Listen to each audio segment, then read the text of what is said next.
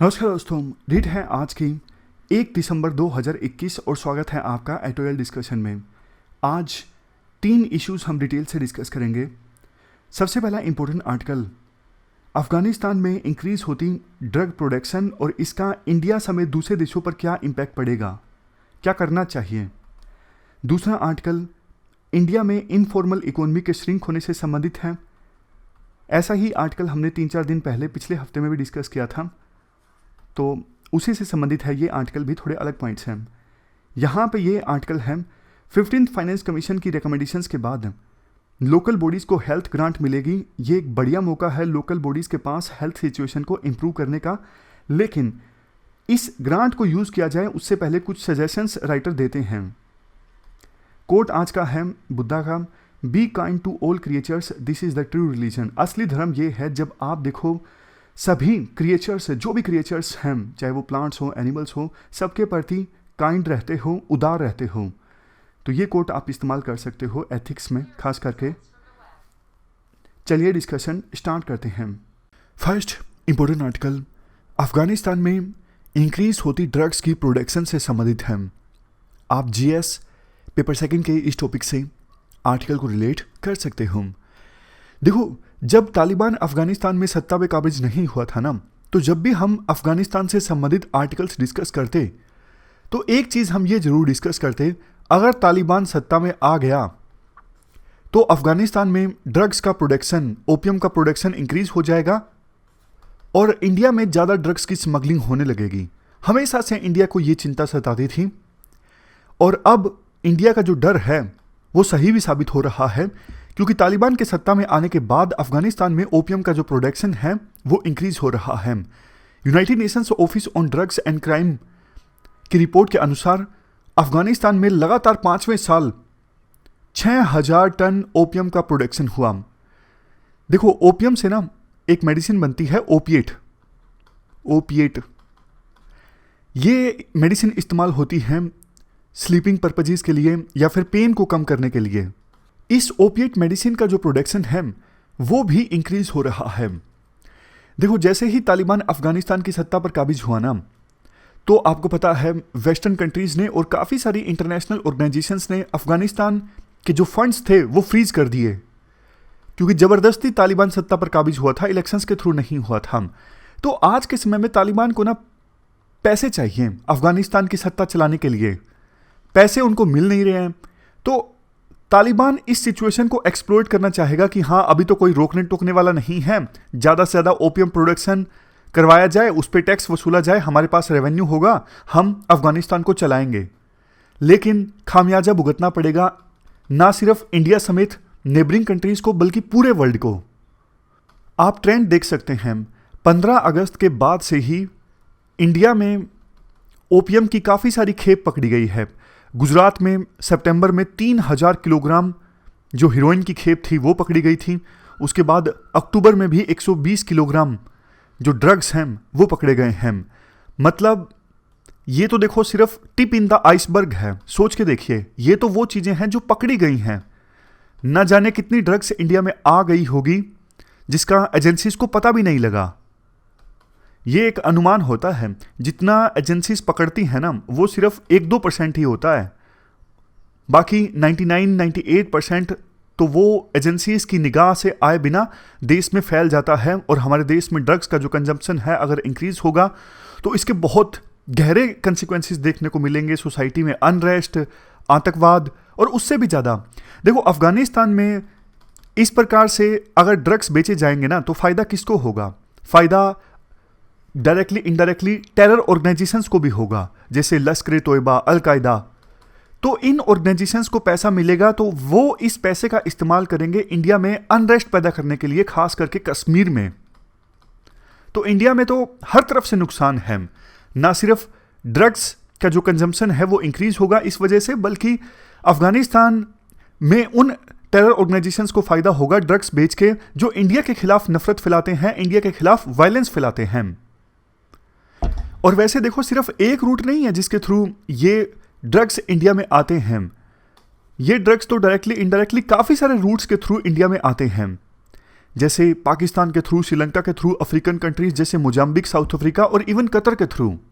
देखो वैसे ऐसा नहीं है कि ओपियम का प्रोडक्शन अफगानिस्तान में कोई नई चीज़ है। इवन जब 2001 से लेके 2021 के बीच में, 15 अगस्त 2021 जब तक अफगान गवर्नमेंट सत्ता में थी, तब भी ओपियम का प्रोडक्शन होता था।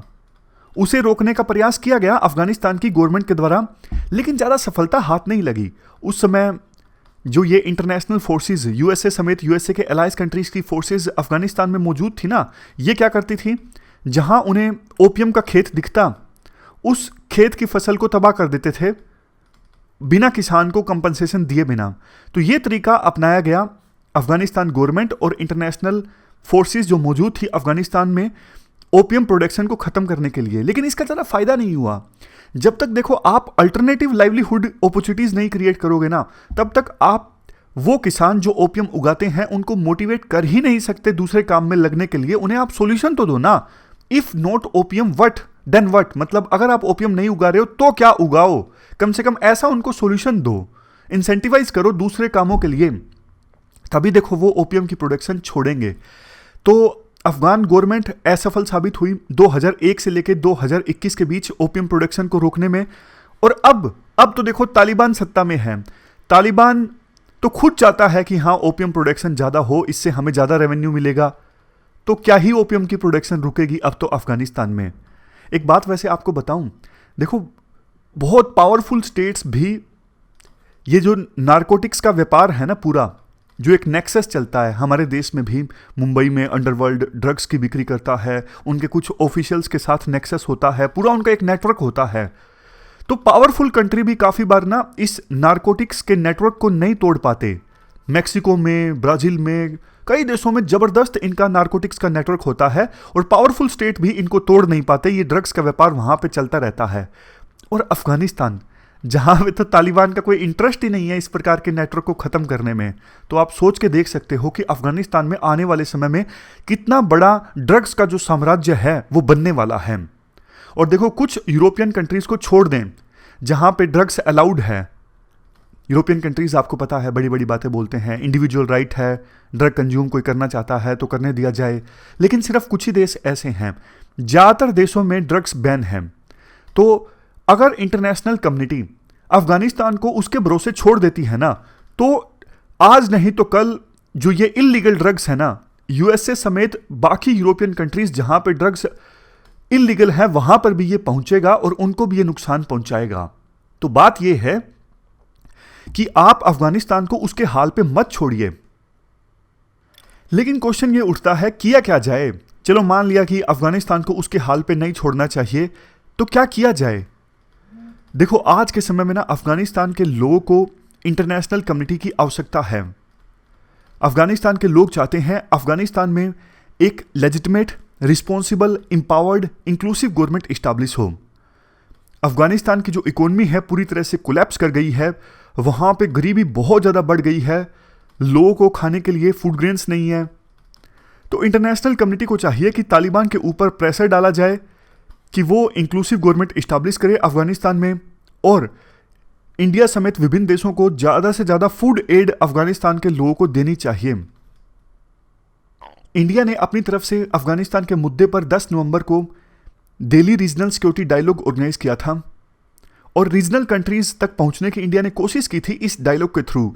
बट देखो इसके अलावा भी इंडिया को सेंट्रल एशिया में, वेस्ट एशिया में, साउथ एशिया में लाइक माइंडेड कंट्रीज के साथ अलायंस बनाना चाहिए ताकि अफगानिस्तान में अपने इंटरेस्ट को प्रोटेक्ट किया जा सके और अफगानिस्तान में ड्रग्स का प्रोडक्शन इंक्रीज ना हो, अफगानिस्तान में स्टेबिलिटी रहे, ये इंश्योर किया जा सके। इसके साथ साथ इंडिया को अफगानिस्तान की सोसाइटी में जो बड़े सेक्शंस हैं जैसे women, civil society groups, political leaders, business groups, ये सारे ग्रुप्स अभी चाहते हैं कि अफगानिस्तान में लेजिटिमेट, रिप्रेजेंटेटिव और इंक्लूसिव लीडरशिप आए अफगानिस्तान को आगे ले जाने के लिए। अदरवाइज तो अफगानिस्तान पूरी तरह से कोलैप्स कर रहा है। तो इन सेक्शंस तक इंडिया को पहुंचना चाहिए।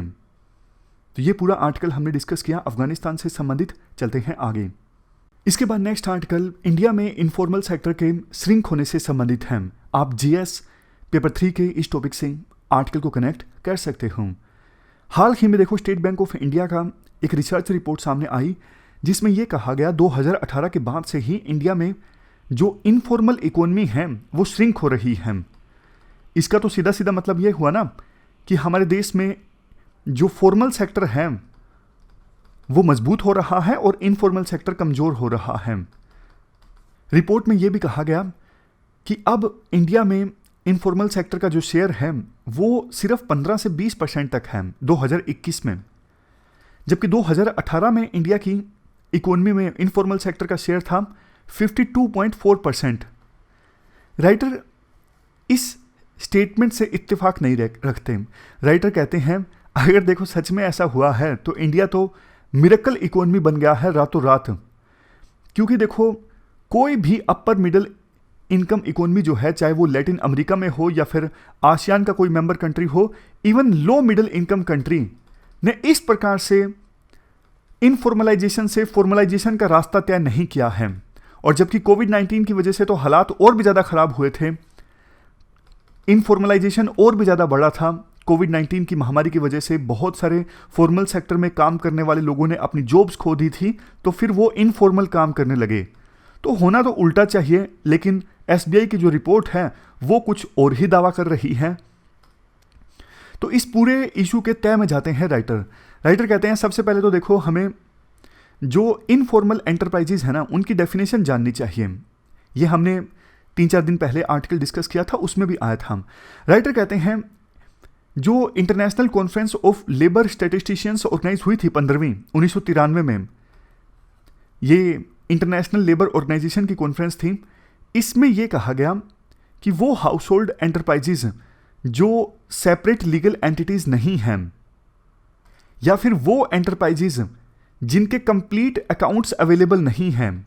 आपने भी देखा होगा अपने आसपास के लोकल एरियाज में बहुत सारी बिजनेस फर्म्स अकाउंट मेंटेन नहीं करती। तो ये डेफिनेशन निकल के आई थी 15वीं international conference of labour statisticians में। इसके बाद 2003 में 17वीं conference of labour statisticians organise हुई और इसमें कहा गया कि इनफॉर्मल वर्कर्स वो वर्कर्स हैं जिनको सोशल सिक्योरिटी का लाभ नहीं मिलता। सोशल सिक्योरिटी आपको पता है, उनको पेंशन संबंधित, इंश्योरेंस संबंधित ये सारे बेनिफिट्स नहीं मिलते, तो ऐसे वर्कर्स होते हैं इनफॉर्मल वर्कर्स। अब देखो इन डेफिनेशंस के अकॉर्डिंग अगर हम बात करें, पहली डेफिनेशन के अकॉर्डिंग हम बात करें तो इंडिया में आज के समय में इनफॉर्मल जो फर्म्स हैं वो हैं 80%, और 17वीं कॉन्फ्रेंस की डेफिनेशन के हिसाब से हम बात करें तो हमारे देश में इनफॉर्मल फर्म्स हैं 91%। दूसरी डेफिनेशन के अनुसार इनफॉर्मेलिटी ज़्यादा इसलिए है, बहुत सारी फॉर्मल एंटरप्राइजेज के अंदर भी इनफॉर्मल वर्कर्स काम करते हैं। अब आपके दिमाग में आया होगा ऐसे कैसे, अगर एंटरप्राइज फॉर्मल है तो वर्कर भी तो फॉर्मल होंगे ना। नहीं, ऐसा नहीं होता। आपने देखा होगा बहुत सारी जो फॉर्मल एंटरप्राइजेज हैं वो अपने किसी काम को ना कॉन्ट्रैक्ट पे दे देती हैं।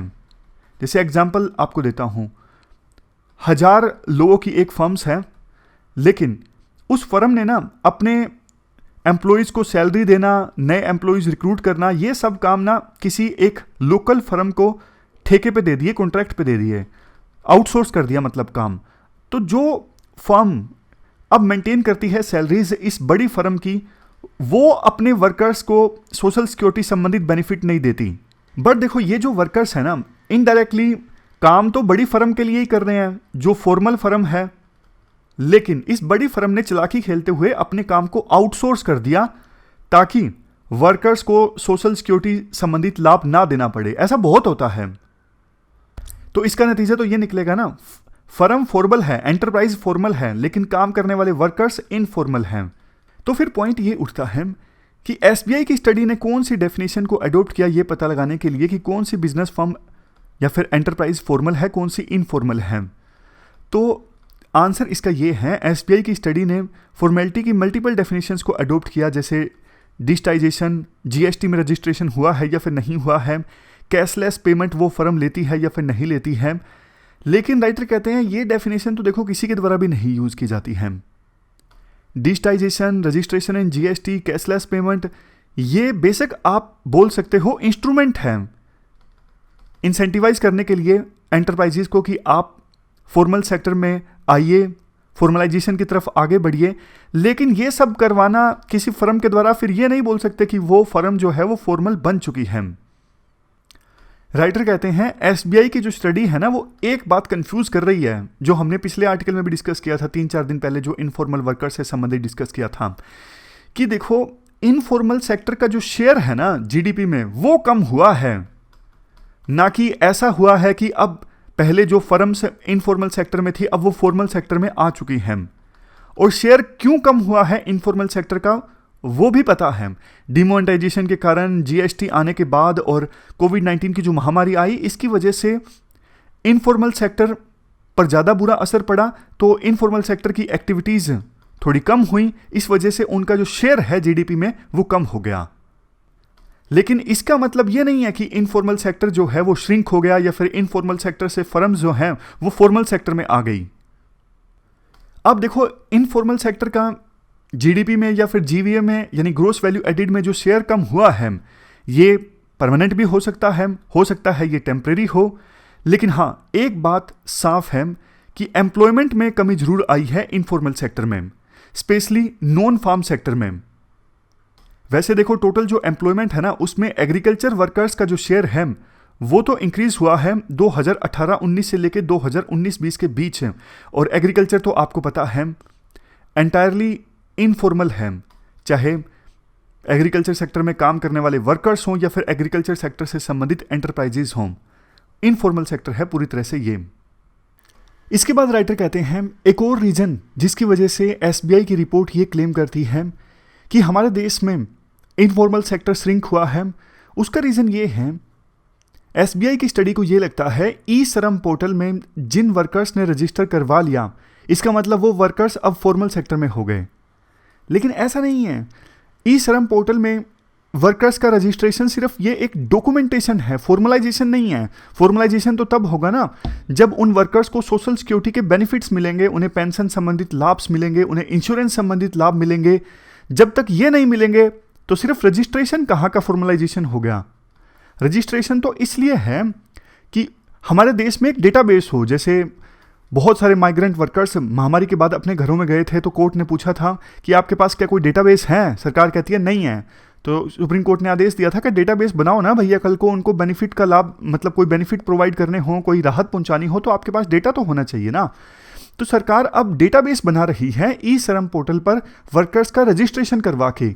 अब देखने वाली बात यह होगी कि रजिस्ट्रेशन के बाद उन वर्कर्स को ये सोशल सिक्योरिटी संबंधित बेनिफिट्स मिलते हैं या फिर नहीं मिलते हैं। अगर मिलते हैं तो हाँ, हम कहेंगे कि फॉर्मल वर्कर्स अब ज़्यादा हुए हैं पहले के अपेक्षाकृत। लेकिन नहीं मिलते हैं तो ये सिर्फ कहलाएगा रजिस्ट्रेशन, डॉक्यूमेंटेशन, ना कि फॉर्मलाइजेशन।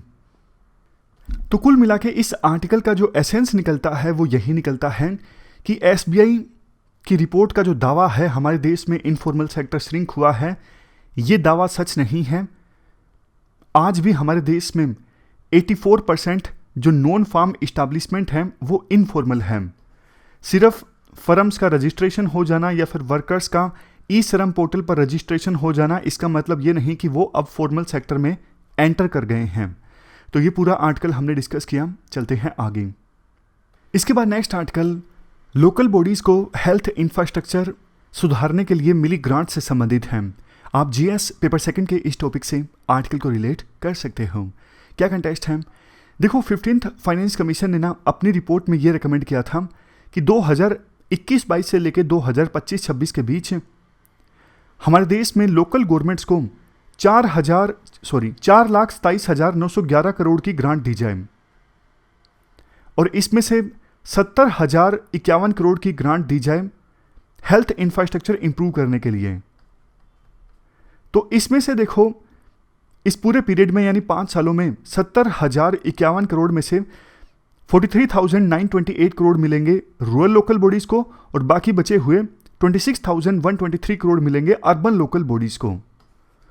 तो ये सब बातें हमने की 15th फाइनेंस कमीशन रिपोर्ट की रिकमेंडेशन से संबंधित।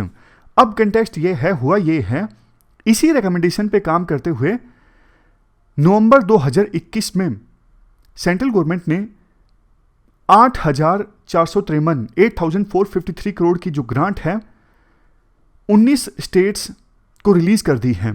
अब इस ग्रांट में देखो कुछ हिस्सा रूरल बॉडीज़ का होगा और कुछ अर्बन लोकल बॉडीज़ का होगा। अब इसके बाद देखो आर्टिकल में बहुत सारे आंकड़े दिए जाते हैं, फिगर्स दिए जाते हैं और उन डेटा की सहायता से 2-3 बातें समझाने की कोशिश की जाती है। पहली चीज़, बेशक देखने में ये जो ग्रांट है काफ़ी कम लग रही है पूरे देश की लोकल बॉडीज़ के लिए, लेकिन देखो अगर हम देखें कि सरकार पूरे साल में कितना खर्च करती है हेल्थ पर, तो उस हिसाब से देखें तो ये जो ग्रांट है ना अच्छी खासी है। दूसरी चीज़, राइटर आंकड़ों की सहायता से ये बोलना चाहते हैं, जब 73rd 74th अमेंडमेंट हुआ था ना, यानी लोकल बॉडीज़ को संवैधानिक दर्जा मिला था, तो एक रिस्पॉन्सिबिलिटी उनको ये भी दी गई थी कि प्राइमरी हेल्थ केयर पर ध्यान देना। लेकिन देखो ये local bodies primary health care पर ज़्यादा ध्यान दे नहीं इसकी, ज़्यादा इंप्रूवमेंट कर नहीं इसकी। उसके पीछे 2-3 रीज़न रिस्पॉन्सिबल हैं। एक तो क्लियर रिस्पॉन्सिबिलिटी का ना होना, मतलब उनको स्पेसिफिक रिस्पॉन्सिबिलिटी नहीं दी गई है अभी भी, और दूसरा फाइनेंस की दिक्कत। तो इन 2 रीजंस की वजह से लोकल बॉडीज़, चाहे वो अर्बन लोकल बॉडीज़ हों या फिर रूरल लोकल बॉडीज़ हों, वो प्राइमरी हेल्थ केयर इंफ्रास्ट्रक्चर जो है वो इम्प्रूव नहीं कर सकी, यानी प्राइमरी लेवल पर हेल्थ सिचुएशन को इम्प्रूव नहीं कर सकी। और देखो इसके बाद राइटर ये बोलने की कोशिश करते हैं कि अर्बन जो लोकल बॉडीज़ हैं उनकी सिचुएशन और भी ज़्यादा ख़राब है as comparison to rural local bodies. Rural areas के लिए तो सरकार एक मिशन लेके आई थी 2005 में, नेशनल रूरल हेल्थ मिशन, लेकिन अर्बन एरियाज़ के लिए ये मिशन आया 2013 में, यानी 8 साल बाद, national urban health mission. Examples भी दिए जाते हैं, जैसे देखो अर्बन इंडिया में रूरल पॉपुलेशन की आधी पॉपुलेशन रहती है। हमारे देश में 68% जनता जो है वो रूरल एरियाज़ में रहती है और 32% के आसपास अर्बन एरियाज़ में। लेकिन अर्बन एरियाज़ में जो प्राइमरी हेल्थ केयर सेंटर्स हैं वो सिर्फ 1/6 हैं जितने कि रूरल एरियाज़ में हैं। अगर 6 primary health care centres rural areas में हैं तो सिर्फ 1 सेंटर अर्बन एरिया में है। जबकि लोगों को ये लगता है कि अर्बन एरियाज़ में तो सिचुएशन अच्छी होगी, ऐसा है नहीं। अर्बन एरिया में जो प्राइमरी हेल्थ केयर सेंटर्स हैं ना वो ज़्यादा वीक हैं। डेंगू, चिकनगुनिया जैसी जो बीमारियां हैं अर्बन एरियाज़ में फैलती रहती हैं। ये जो 2 वेव्स आई कोविड-19 की, इस वेव्स के दौरान अर्बन एरियाज़ में लोगों को टेस्टिंग में या फिर बेसिक कंसल्टेशन में काफ़ी प्रॉब्लम आई। अर्बन एरियाज़ में देखो एक दिक्कत ये भी है, फंडिंग की तो चलो मान लिया कमी है ही, इतनी सारी एजेंसीज होती हैं अर्बन एरियाज़ में, तो बहुत सारी एजेंसीज होती है ना, तो आपस में कोऑर्डिनेशन नहीं हो पाता हेल्थ सिचुएशन को इंप्रूव करने के लिए। जैसे देखो एग्जांपल दिया जाता है, कुछ साल पहले ऐसी कई रिपोर्ट्स सामने आई कि 3 जो दिल्ली में म्यूनसिपल कॉरपोरेशंस है ना वो मना कर रही हैं कि हम मोहल्ला क्लिनिक्स के लिए लैंड एलोकेट नहीं करेंगी, और इवन कुछ अंडर कंस्ट्रक्शन मोहल्ला क्लिनिक्स को तो डिस्ट्रॉय भी कर दिया गया। तो मल्टीपल एजेंसीज के बीच कोऑर्डिनेशन की दिक्कत। तो ऐसी सिचुएशन में 15th फाइनेंस कमीशन की रिकमेंडेशन के बाद रूरल लोकल बॉडीज़ को और अर्बन लोकल बॉडीज़ को ये जो ग्रांट मिलेगी ना ये बहुत ज़्यादा सिग्निफिकेंट है। बट देखो इस ग्रांट का सही ढंग से इस्तेमाल किया जा सके हेल्थ सिचुएशन को इम्प्रूव करने के लिए, उसके लिए 7 सजेशंस राइटर देते हैं। सबसे पहला सजेशन, देखो ये जो ग्रांट मिली है ना ये एक मौका होना चाहिए कि लोकल बॉडीज़ में जो भी स्टेक होल्डर्स हैं उनको सेंसिटाइज करने का। जैसे देखो इलेक्टेड रिप्रेजेंटेटिव हैं, लोकल लेवल पे कोई काउंसलर है, पंचायती राज इंस्टीट्यूशन का कोई रिप्रेजेंटेटिव है, या फिर लोकल लेवल पे जो एडमिनिस्ट्रेटर हैं, इन सब को जगाने की आवश्यकता है, सेंसिटाइज करने की आवश्यकता है कि भैया आपका ये रोल है, ये रिस्पॉन्सिबिलिटी है प्राइमरी हेल्थ केयर प्रोवाइड करने में। दूसरा सजेशन राइटर ये देते हैं, जो सिटीजन्स हैं उनको भी अवेयर करने की आवश्यकता है कि लोकल बॉडीज़ की ये रिस्पॉन्सिबिलिटी है, आप इनकी अकाउंटेबिलिटी फिक्स करो, आप इनसे जवाब मांगो अगर ये अपनी जिम्मेदारी को नहीं पूरा कर रहे हैं। तो ये तभी पॉसिबल होगा ना जब लोकल लेवल पे सिटीजन्स अवेयर होंगे। तीसरा, सिविल सोसाइटी ऑर्गेनाइजेशंस को भी ग्रेटर रोल प्ले करने की आवश्यकता है जनता को अवेयर करने में। वो एक लोकल डैशबोर्ड बना सकते हैं कि ये इतनी ग्रांट आई है इतने साल में और हेल्थ इनिशिएटिव्स ये चलाए गए हैं, या फिर लोकल लेवल पे child mortality rate, maternal mortality rate, disease की संख्या वो कम हुई है या फिर नहीं हुई है, आउटकम कितनी आई है। इन सब चीज़ों को मॉनिटर करने के लिए सिविल सोसाइटी ऑर्गेनाइजेशंस के द्वारा लोकल लेवल पे एक डैशबोर्ड बनाया जा सकता है। 4th सजेशन, देखो ये जो 15th फाइनेंस कमीशन की रिकमेंडेशन है ना कि इतना हेल्थ ग्रांट एलोकेट किया जाए लोकल बॉडीज़ को, ये ऑलरेडी जो ग्रांट मिल रही थी ना लोकल बॉडीज़ को, वो नहीं बंद होनी चाहिए, ये एक्स्ट्रा होनी चाहिए। समझ गए? मतलब 15th फाइनेंस कमीशन की रिकमेंडेशन के बाद जो ग्रांट मिली ये तो मिलनी ही चाहिए, लेकिन पहले से जो मिल रही थी ना वो बंद नहीं होनी चाहिए। 5वां सजेशन, मल्टीपल एजेंसीज जो अर्बन एरियाज में या फिर रूरल एरियाज में काम करती है ना हेल्थ सिचुएशन इंप्रूव करने के लिए, उनके बीच में बेटर कोऑर्डिनेशन होना चाहिए। ये सारी एजेंसीज मिलके रोड मैप तैयार करें जो कि टाइम बाउंड होना चाहिए कि इतने समय में हम आउटकम जो है हेल्थ सेक्टर में इस प्रकार से इंप्रूव करेंगे। 6th सजेशन, लोकल बॉडीज को देखो ज़्यादा से ज़्यादा लोकल लेवल पे इनोवेशन भी लाने की कोशिश करनी चाहिए। जैसे असम में आपको याद होगा, असम के एक डिस्ट्रिक्ट का मॉडल हमने डिस्कस किया था बेस्ट प्रैक्टिसेस की, वहाँ पे न्यूट्रिशन की समस्या किस प्रकार से एड्रेस करने की कोशिश कर रहा है। वो जिला नाम क्या था, बोंगई गांव, इस प्रकार का कुछ नाम था। बोंगई गांव की डीएम ने वो आर्टिकल लिखा था।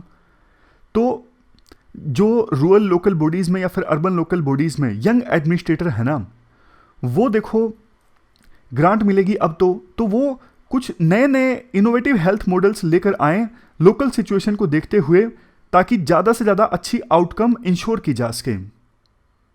7वां सजेशन, देखो कोविड-19 की महामारी से पहले कई सारी स्टेट गवर्नमेंट्स ने और सिटीज़ ने प्लान किया था कि हम कई तरह के कम्युनिटी क्लिनिक्स जो हैं रूरल एरियाज़ में और अर्बन एरियाज़ में ओपन करेंगे, लेकिन ये उनका प्लान बीच में डिसरप्ट हो गया महामारी की वजह से। तो जो स्टेट गवर्नमेंट या फिर सिटीज़ अर्बन और लोकल एरियाज़ में कम्युनिटी क्लिनिक खोलना चाहती थी, इस फंडिंग की सहायता से वो उन प्रपोजल्स को पूरा करने की दिशा में आगे बढ़ सकते हैं।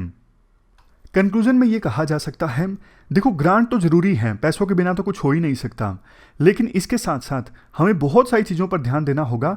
जैसे जो इलेक्टेड रिप्रेजेंटेटिव्स हैं वो हेल्थ लीडरशिप शो करें, कई सारी जो एजेंसीज हैं उनके बीच में कोऑर्डिनेशन होना चाहिए, सिटीजन्स भी हेल्थ सेक्टर में एंगेज करें, अकाउंटेबिलिटी मैकेनिज्म सेट हो लोकल बॉडीज़ का, और एक मल्टी डिसिप्लिनरी ग्रुप बनाया जा सकता है टेक्निकल और हेल्थ एक्सपर्ट्स का, जिसकी गाइडेंस में लोकल लेवल पे इस ग्रांट का इस्तेमाल हो और हेल्थ सिचुएशन को इम्प्रूव करने की कोशिश की जाए।